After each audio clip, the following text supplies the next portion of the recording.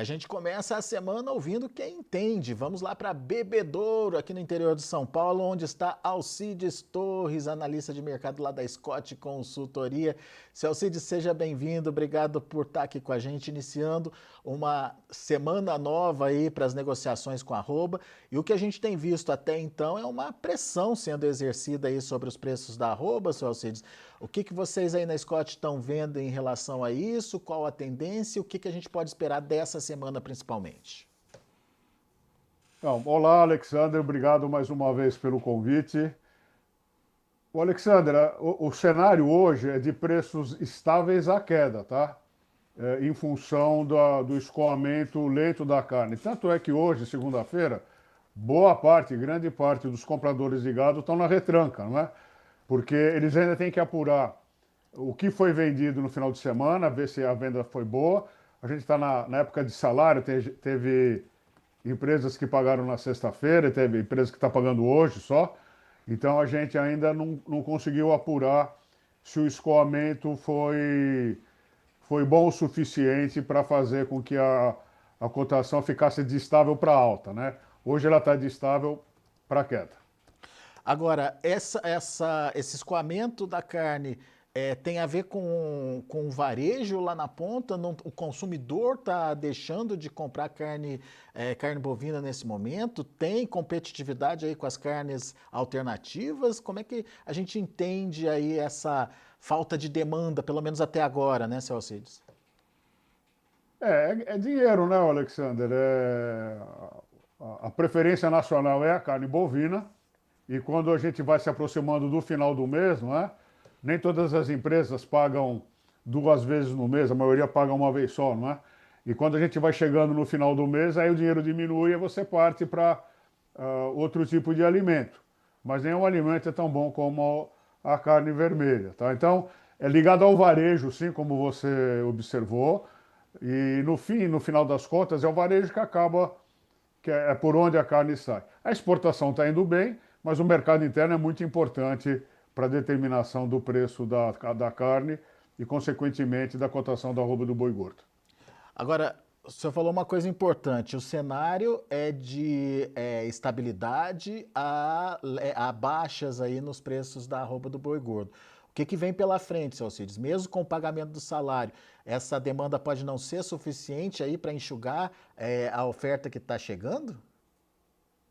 Olha, a gente acredita que com o pagamento do salário você tem uma redução legal dos estoques, mas pensando em longo prazo, a tendência é de alta, viu, Alexandre? A gente teve esses dias muito frios agora recentemente, algumas regiões até geou, não é? Isso acaba provocando o pecuarista ele vinha segurando a boiada porque está ganhando peso, então se o preço não sobe, pelo menos eu ganho no aumento do peso de carcaça, né? Então, houve assim uma desova além da conta. É claro que como o Brasil é muito grande, quando você vai nas regiões do norte brasileiro, o frio não pesa tanto como na região sudeste, na região sul, mas esse é o cenário. Agora, pesa por quê? Pesa porque os grandes centros consumidores estão nesse eixo São Paulo-Rio de Janeiro, não é? Então, ali, se você tem frio, você tem também você se retrai, vai para sopinha, vai para comidas mais quentes e menos churrasco, né? Então tudo isso afeta sim, mas a tendência, a partir agora aí de meados de julho, final de julho, agosto, setembro, a expectativa do mercado é que a cotação da arroba suba, Ou em seja, função em função da queda de oferta. é uma pressão na arroba, na expectativa de vocês aí da Scott, momentânea então, seu Alcides. O cenário muda daqui para frente ou mais adiante. A expectativa é que muda, a gente tem vários indicadores, né? Então isso é pontual, esse cenário que a gente está vivendo no momento, ou pode ser também uma transição, tá? Você pode considerar as duas coisas, tá? Mas a tendência é de alta. Tanto é assim que a cotação do bezerro já está subindo, né, de maneira forte. Inclusive a gente soltou um estudo recentemente se ainda vale a pena comprar bezerro para esperar o abate daqui a 2 anos. E naquelas regiões onde a geada foi realmente forte, como no Paraná, aí você teve uma queda mais pronunciada. Ah, por que o bezerro é importante nessa análise, seu Alcides? O comportamento dos preços do bezerro é um sinalizador aí de virada de ciclo, né? É um sinalizador de virada de ciclo, porque a gente teve janeiro, fevereiro e março um abate muito grande de fêmeas ainda, não é? E os negociadores de bovinos, né, os marchands, os leiloeiros, os próprios compradores de frigorífico, eles percebem que está tendo agora uma retenção de fêmeas para a produção de bezerro, porque a cotação do bezerro ficou interessante de novo. E a tendência é que suba mais, tá? Então a gente teve aí 9, 10 meses de abate muito grande de fêmeas, a participação de fêmea no abate de bovinos foi muito grande, agora a tendência é que isso diminua e o maior motivador é justamente o preço dos bovinos para reposição. Boa. Então, desse cenário de oferta, a gente já tira aí, ou pelo menos reduz aí a participação de fêmeas por conta dessa retenção. Daí, quando a gente olha o confinamento, seu Cides, inclusive a equipe da Scott está nas praças aí verificando, né, como é que está o confinamento esse ano, enfim.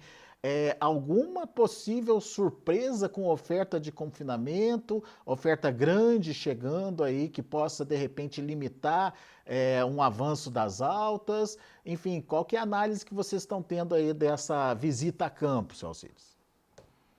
Olha, Alexander, o que a gente tem, já estamos indo aí para o 6º ano desse levantamento, o que a gente observa é que o confinamento cresce de acordo com o consumo, sabe? Então, eu não acredito que a oferta de gado confinado venha a conter a dinâmica do mercado normal, tá? Se a tendência é de alta, ela vai ser de alta, se a tendência é de baixa, ela vai ser de baixa. Esse ano, os custos de produção estão melhores do que nos anos passados. A quantidade de gado confinado deve ser normal, não vai ter um excesso, nenhuma falta. E o pessoal que se preparou para o confinamento agora comprou bezerro muito barato, né? Barato é errado esse termo, mas uma cotação mais baixa, então está com uma posição boa. E hoje em dia os confinamentos brasileiros estão muito bem, são profissionais, né? Então ninguém mais erra, digamos assim.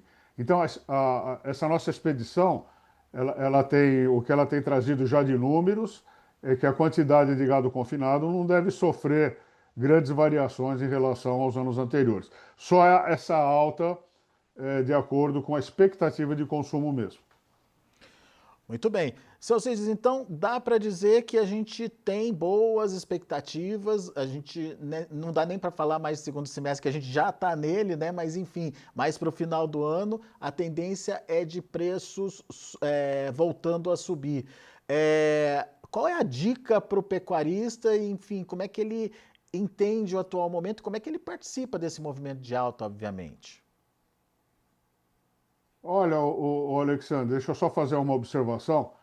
Nós estamos falando só do mercado do boi, tá? A gente tem ainda problemas aí, conta de luz subindo, insegurança administrativa com relação à gestão, né, do que o governo arrecada, tem essa bronca toda aí do IOF, e tudo isso é incerteza, né?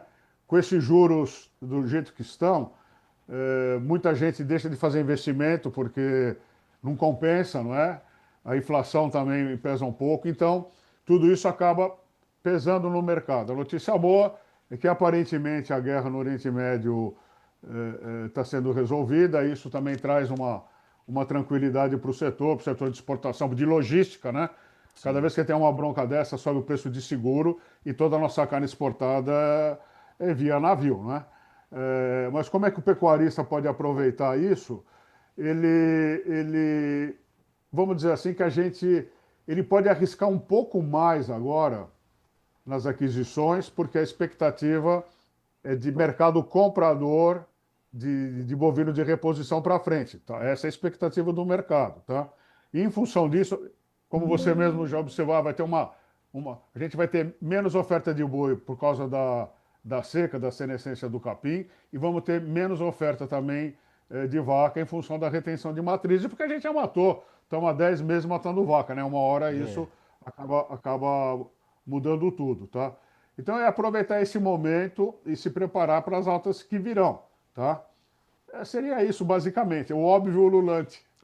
Fazer a reposição, a recomposição do rebanho, porque mais adiante teremos oportunidades e deixar para comprar lá na frente pode ficar caro, né, Celcides? Se deixar para comprar para frente, eu não sei se compensa, tá? Quer dizer, a gente já teve tantos momentos bons que quem não aproveitou, não aproveita mais, mesmo a cotação da arroba subindo, tá? Mesmo porque uma coisa puxa a outra, né? É, Sobe a cotação do boi gordo, sobe a cotação da arroba do bezerro também. muito bom. Alcides Torres, obrigado, meu amigo, mais uma vez pela sua participação aqui conosco, sempre trazendo pontos importantes para a nossa análise diária aqui do mercado. Volte sempre, seu Alcides.